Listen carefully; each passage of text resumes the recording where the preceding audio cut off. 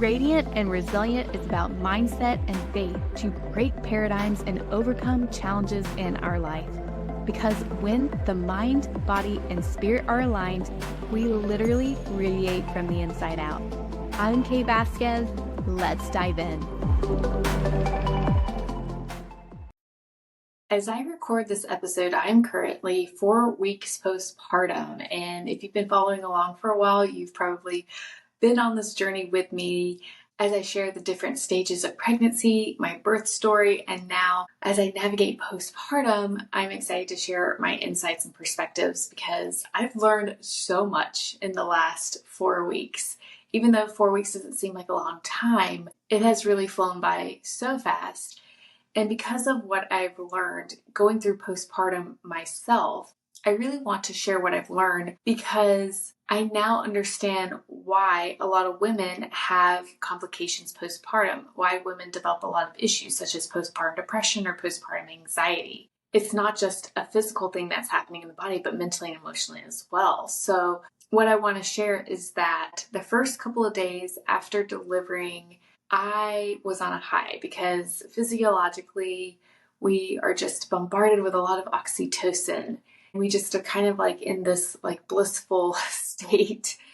And I was just so calm, so peaceful.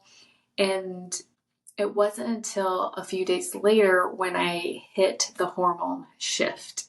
That's when things start to change in the body. That's when estrogen and progesterone start dropping.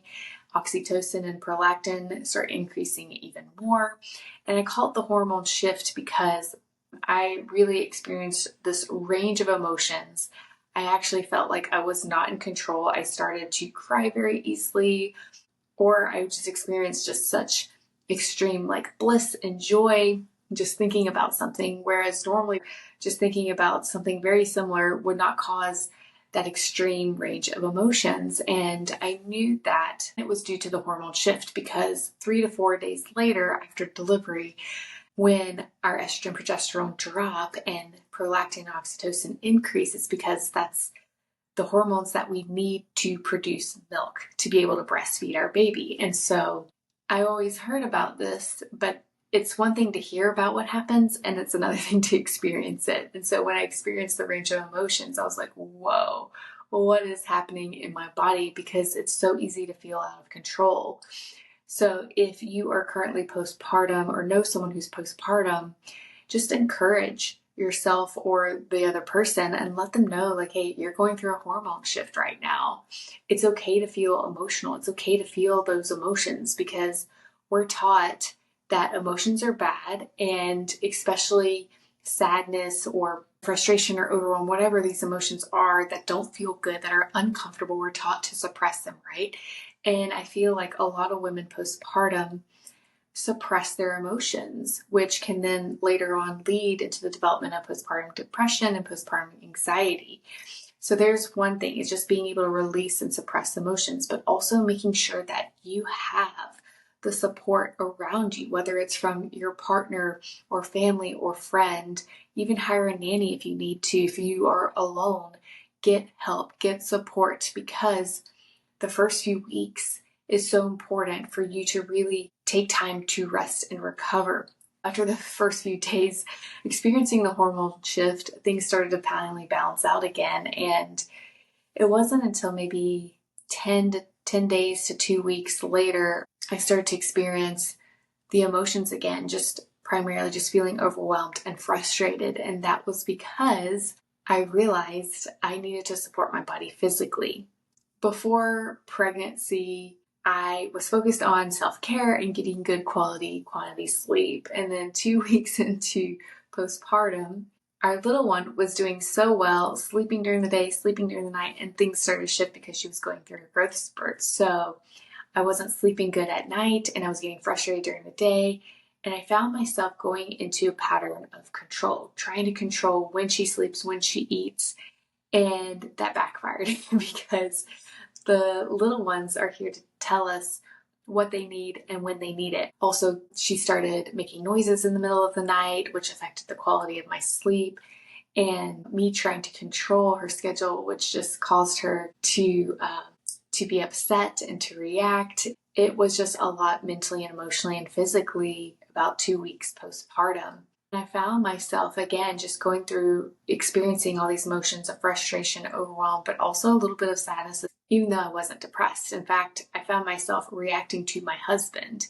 We were both just on edge, very tense. We were reacting, and we realized we needed to communicate to support both of us better, to be able to take turns. So we both were implementing our self-care, because my husband was doing so much to take care of me and take care of the house and everything else on his to-do list, because he's a manifester. So he has a lot of stuff that he wants to get done in a day. And he was feeling frustrated because his main focus shifted from getting a lot of stuff done to just taking care of me. And he wasn't taking care of himself. And not only was he not taking care of himself, I wasn't taking care of myself as well, and getting in the self-care that I needed to support me physically, mentally, and emotionally. And so we recognized that we needed to communicate better.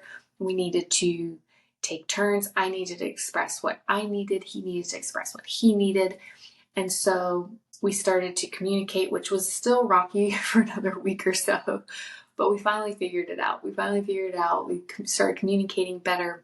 But I also realized the pressure I was putting on myself too, to try to get back to self-care. I pushed myself a little bit, and I discovered when I would push myself, that would also drain me energetically and physically, which would cause me to go into a sympathetic state, to be a little bit more reactive, because as soon as I started to feel better energetically and physically, like within a week, I gained most of my strength and energy back. And so I felt good enough to get a light workout in, but I realized it was too soon. I really do believe there's a lot of pressure that women put on themselves postpartum. One of the pressures I put on myself was that I felt like I had to do it all. I had to be the one to take care of her, because one, I got a brain upgrade, and two, I was able to listen to the cues. I felt like I knew what she needed. And the third thing was I was trying to control her schedule to fit my schedule the first few weeks. And so a lot of women, I think, put a lot of pressure on themselves to try to control their little one, to try to get back into the gym or get back to work, or, whatever it is that they're putting pressure on themselves. Also, they think they have to be the ones to do it all, to take care of the little one. And so I had to surrender a bit of control, and allow my husband to step in and take care of her, because how else is he going to learn? He needs to learn by taking care of her himself and being able to learn the cues himself, to determine what she needed, when she needed to eat, when she needed to go to the bathroom, when she needed to sleep, but also had to surrender control over her schedule and allow her to let me know what she needed, which really helped me just to release the tension in my body. Being okay to ask and receive support from someone else, but also taking the time for self-care. And that was what I really, really needed as well. Getting better quality sleep and getting back to a little bit of gentle movement, not pressuring myself to do too much. So I started doing a little bit of walking, a little bit of yoga, more gentle, lighter movement, until I started getting my energy back. And that really helped support me physically, mentally, and emotionally. I share this with you because of my experience in postpartum. I realized, wow, if I didn't have the tools that I have to support myself physically, optimizing my body with the right nutrients, getting good quality quantity sleep, because about 2 weeks postpartum, I was getting about 5-6 hours of sleep, which was not enough. It's not enough for my body and not enough for me to where I feel good physically. And if I'm not getting enough rest at night, it does affect me mentally and emotionally. So I went from 5 to 6 hours of sleep to 7.5 to 8 hours of sleep within the first few weeks postpartum, because we made some tweaks and adjustments, which is as simple as putting her right outside our bedroom door so we wouldn't hear all the little noises that she was making at night, which was waking us up and keeping us from sleeping. So once we made that little shift, because I was scared, I had this fear that I wouldn't be able to hear her cry, I wouldn't be able to feed her in the middle of the night. But once I put her outside our bedroom door, I heard her cry. It gave me this sense of peace and relief that I needed, that, okay, we can do this. We can have her right outside our bedroom door, still hear her cry so I can wake up to feed her when she needs to be fed, but we're not hearing all the little noises that allows us to get sleep in between those wake up times. So a little shift like that can be so powerful to increase the quality of sleep. And like I said, I focus on nutrient-dense foods, getting better quality sleep, still supporting my body with the prenatal supplements, and then incorporating a little bit of exercise and movement, but also communication and support from your partner, a family, or a friend. All these things are so important postpartum to help us, because if we don't meet all these things, it's going to deplete us. In fact, there's a book called Postnatal Depletion by Dr. Oscar Seralic. I'm not sure how you pronounce his last name, but I came across this book one time when we were in Australia. I went to a naturopathic clinic and I read that book a few years ago. I loved that he dove into all these pieces, because the primary piece that's missing is not just supporting the body physically with foods, sleep, self-care, but also mentally and emotionally. And he dives into all these aspects. But as I mentioned, because I'm experiencing this personally, I wanted to share my insights, my perspectives of what happened with me, because I have the tools and the knowledge to support myself, not just physically, but mentally and emotionally as well. It has made navigating postpartum so much easier. It will also prevent the development of postpartum depression, postpartum anxiety, things like that, that women commonly experience because they're not supporting the body physically, mentally, and emotionally postpartum. And one last piece is also the spiritual piece, which we can't leave out. It is the most important piece as well, because during this time, I also prayed to God. I prayed to God for peace. I prayed to God for guidance, for wisdom, and He gave us exactly what we needed. God answers our prayers. He knows the desires of our hearts. And when we're going through a season of change, like parenthood, being parents for the first time, or even bringing in another child after you've already had kids, I think each journey is always going to be different, whether you have 1 kid, 2 kids, 3 kids, or more. And that's what I hear from other mothers. But anytime we're going through a season of change, it's uncomfortable, it's challenging. If we're not supporting ourselves physically, mentally, emotionally, it's easy to fall back into patterns. And one of my biggest takeaways postpartum is that I kept falling back into the pattern of control. Because I wasn't getting good quality quantity sleep, I wasn't doing my self-care, I was exhausted, which then made me easily triggered by certain things because I wasn't filling my cup first. Because I was trying to do it all. I was trying to control the outcome, control the schedule, control different things. When we go into control, it just generates more stress and more tension within us. And it shifts us out of a state of peace.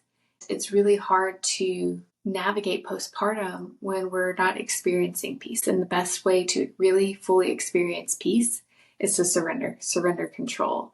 One of the most powerful things that we can do, not just supporting ourselves physically, mentally, emotionally, as I already mentioned, but also just going into prayer and praying to God, praying for that support, praying for peace, praying for that guidance, that wisdom to help you navigate the season, to navigate the challenges. That is the last piece that I want to remind you of. No matter what season you're going through, don't forget about prayer. I did an episode on the power of prayer a couple episodes back. So if you haven't listened to that, I highly recommend go back and listen to that, because most recently a friend of mine asked my husband and I, what nervous system regulation tools have we learned that she could implement herself? And I said, prayer is one of the best nervous system regulation tools that we can do that we don't take advantage of, but it's there. It's free. It's there for us to use it. And it's such a powerful tool. So if you haven't had a chance, go back, listen to that episode.